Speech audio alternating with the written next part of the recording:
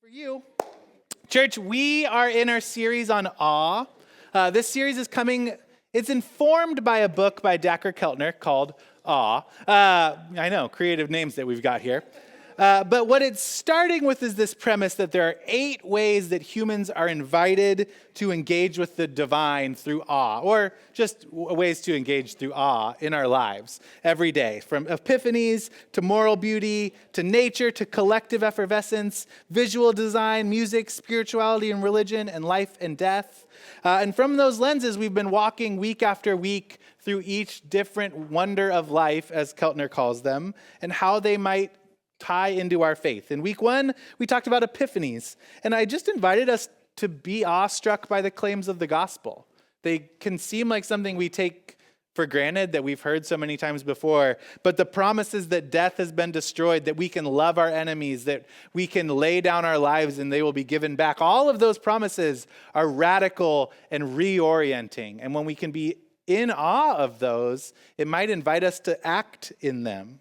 In week 2, we talked about moral beauty, and I just invited us to look for the helpers. When things feel dark and scary and hard, or when we don't know how to go forward in justice or whatever, to look for those that are helping and be inspired by that so that we can keep going. In week 3, we talked about nature and the awe that we get from nature, and then I just invited us to go on awe walks. And in week 4, we talked about collective effervescence, which I know is a word all of us use in the daily. But if you didn't know, it is the feeling of energy or harmony when people are engaged in a shared purpose. And I invited us to be moved together in singing and action and walking and in being in relationship with one another. That when people come together, there is an energy that happens in that, and we get to be awestruck by it. And this week we're talking about art and visual design, which has been happening behind us every week for this whole series. Joel Briggs is doing this amazing picture here. Doing this picture? We're just going to leave it to, I'm not an artist. It shows.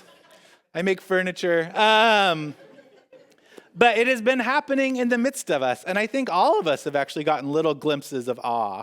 To watch this go from pretty monochromatic and orange to pops of color and light and beauty. So I want to dive into that. But again, I just want to remind us that we're looking at awe because in John 10:10, Jesus invites us to abundant life. And I think an abundant life is a life full of awe. So from my perspective, my framework, as we become people that steward awe in our lives, that find it more places, our abundance goes up and we can more fully experience the life and the kingdom that God has invited us to be a part of. In the name of art, we're going to jump into our Bible passages today. There's 2 Bible passages. The second one, I'm actually not going to put up on screen. It's the description of the temple, and we're just going to put up pictures of the temple, because when you hear it described, you'll realize why listening to it is not super helpful, but maybe looking at it might be. In Exodus 35, then Moses said to the Israelites, "See, the Lord has called by name Bezalel, the son of Uri, the son of Hur, of the tribe of Judah, and has filled him with divine spirit, with skill, intelligence, and knowledge of every kind of craft, to devise artistic designs, to work in gold, silver, and bronze, in the cutting of stones for setting, and in carving wood, in every kind of craft. And God has inspired him to teach both him and Oholiab, the son of Ahimelech, of the tribe of Dan, and God has filled them with the skill to do every kind of work done by an artisan, or by a designer, or by an embroiderer in blue, purple, and crimson yams, and in fine linen, or by a weaver, by any sort of artisan or skilled designer." Let's hear the description of the temple in 2 Chronicles 3.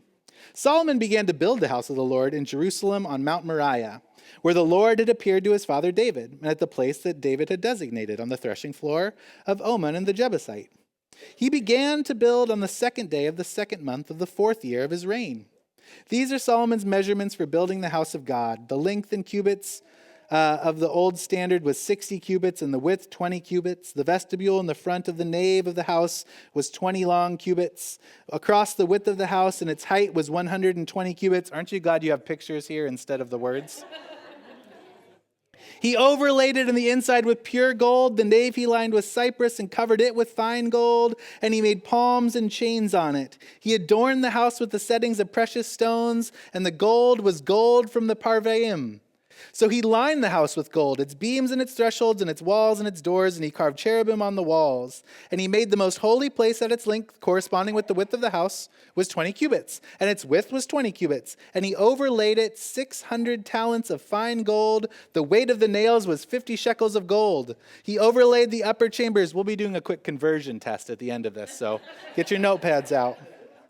In the most holy place, he made 2 carved cherubim and overlaid them with gold. The wings of the cherubim together extended 20 cubits. One wing on the one, 5 cubits long, touched the wall of the house, and its other wing, 5 cubits long, touched the wing of the other cherub. And of this cherub, one wing, 5 cubits long, touched the wall of the house, and the other wing, also 5 cubits long, was joined to the wing of the first cherub. The wings of these cherubim extended 20 cubits, and the cherubim stood on their feet facing the nave, and Solomon made the curtain of blue and purple and crimson fabrics and fine linen and worked cherubim into them. In front of the house he made 2 pillars, 35 cubits high, and with the capital of 5 cubits of the top of each. He made encircling chains and put them on the tops of the pillars, and he made 100 pomegranates and put them on the chains, and he set up the pillars in front of the temple on the right, and the other on the left, and the one on the right he called Jachin, and the one on the left he called Boaz. They're really pretty buildings. And I think we can start to look at this of like, dude, this guy was an accountant. And he was putting down, no offense to our accountants, kind of reads like an accountant. Maybe he's a structural engineer and he's like laying it out. But I actually kind of prefer to think of it that the writer of Chronicles is in such awe by what he is seeing, that it is burned into his brain, and that every detail of what he's walking through is so overwhelming that he just wants us to see it with him. He wants us to close our eye and read the temple. Chronicles, probably at least parts of it are being made in exile when the temple is no more, and he wants us to close our eyes and remember how awe-inspiring it was. And so I think these details, well, brutal to read through, if we're honest, that are so hard to wrap our minds around, to me, are this little beautiful glimpse of awe that's reverberating through time and across culture about how beautiful and awe-inspiring this space was. And if we're honest, probably all of us can think of little moments where we've seen absolutely incredible design and it left us in awe. Whether it's standing at the base of First United Methodist and looking up at that epic steeple, or walking through an art gallery, or watching Joel work, or looking at Joel's work back there, or Gary's work over there, or David's pictures over there, the awe that we get from looking at art does something in us. Dacher Keltner writes that awe pushes against our concepts of reality. It highlights the dissonance we might otherwise not see and pushes us to a moral epiphanies and gives us a lens on the experiences of another person. Said differently, art can both show us the world as it shouldn't be, but it is, or the world as it could be if we put in the work to do it. I have some pictures I kind of just want to walk us through of the power of visual art.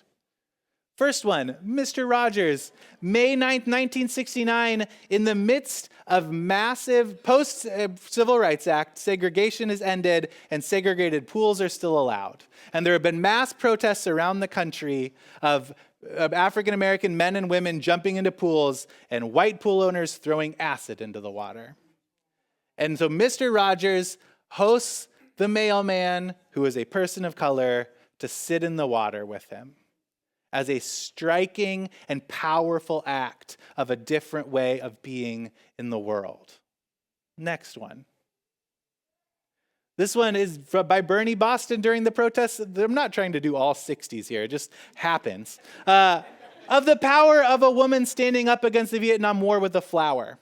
And the message and the way that that message reverberates through that is so much more compelling than someone attacking that soldier with another weapon. But the trust in her cause reverberates through and is one of the many things that made the Vietnam War as divisive as it was. Next. how do you describe courage other than the tank man in Tiananmen Square? And that picture moved the world. I had seen it zoomed in so many times of this guy in front of 3 tanks and thought, how brave is he? But that guy is in front of like 50-something tanks. And wow, the way that art reverberates, like you can feel the insanity and the power that is at work in this picture. Next ones. This one from Kelly Latimer, the Holy Family as migrants sneaking across the border. And the way that starts to make us understand the nativity story in a new way and through new eyes. Because Mary and Joseph were in a town that was not theirs, that was not equipped to make space for them. There's other pictures that he's done of Mary and Joseph in tents outside with Jesus because of the coldness and the reality of that. But there's something about that image that makes the biblical story of the Nativity real and practical. The next one. This is one of my favorite pictures of all time. Ivanka Demchuk is a Ukrainian iconist, and this is the moment of resurrection where Jesus is ripping and yanking people out of hell. In the Eastern Orthodox Church, they call it the harrowing of hell. The keys and the shackles are falling to the ground. And it strikes me every time to be invited to be a person that breaks chains and gets people out of captivity. That gives me the courage to do what has already been done by the person I try to follow. And then in that does something. The reality is, we'll just leave this one up for a little bit. Art can help us see patterns and reflect on our assumptions of the world. Art can ask questions and make us ask, does it have to be this way? Art has long been used as a prophetic voice in the world, and it has long been able to see people moved towards justice and righteousness and God's kingdom, even when the political narrative or the facts or whatever didn't do the work. There were times in history where the church pushed profoundly for justice and equity and beauty across whole empires, and the world looked more like God's kingdom. And there were other times when the church gave up on that. Similarly, there's been times with the church, our next set of pictures, the church was the seat of all excellent Western art. Western art only. I'm not trying to say that there wasn't other art going on. But in the West, the greatest art was coming through the church. From Michelangelo's Sistine Chapel to, I think we've got a Caravaggio next, The Incredulity of St. Thomas by Caravaggio, to Rembrandt's Prodigal Son. These pictures moved people and impacted people. And the church was the place where beautiful art happened. And just like there have been times in history where we have forgotten how to bring justice and beauty, there have also been times in history where we have forgotten how to do good art. Next picture. You just Google good Christian art, and there you go. Power Jesus there. We'll just leave that one. This will be the thumbnail for our YouTube video today. But here's the reality. Art isn't just worth looking at because it challenges narratives. It's not just working at because it can remind us of how the world could look. It's not just looking at because it makes us feel good. Studies show that people who regularly looked at art, went to art museums, and participated in art galleries in a study that lasted a month, for 2 years afterwards, volunteered more and gave more to charity than the control groups that did not. Something about looking at good. We'll go back to the good art maybe and take this one off after having said that. Let's go back to that resurrection picture because it's my favorite.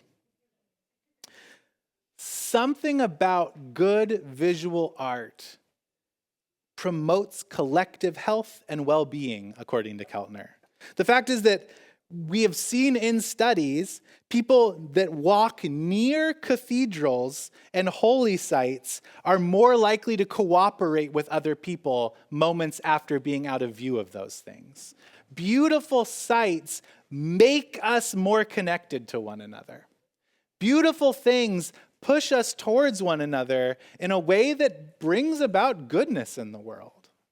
I don't actually want to spend too much time talking about the words of art. Someone said in our walkthrough, well, if a picture is worth 1,000 words, there's a lot of words in this message. But I want to just jump to the point. For those of us that want the world to look more like God created it to be, that feel hopeful or hopeless right now, that feel encouraged or absolutely terrified right now, for those of us that feel connected to our neighbor and those of us who want to, looking at art always, apparently, makes it easier to do those things. Looking at good, beautiful, inspiring art gives us the tools to love our neighbors better. I think there's a resonance with the Spirit of God by looking at beautiful art. I think art is created in harmony with the Spirit working through people and in people. And when we resonate with that, when we see that happening, we see beauty and we see the walls tear down and our empathy goes up.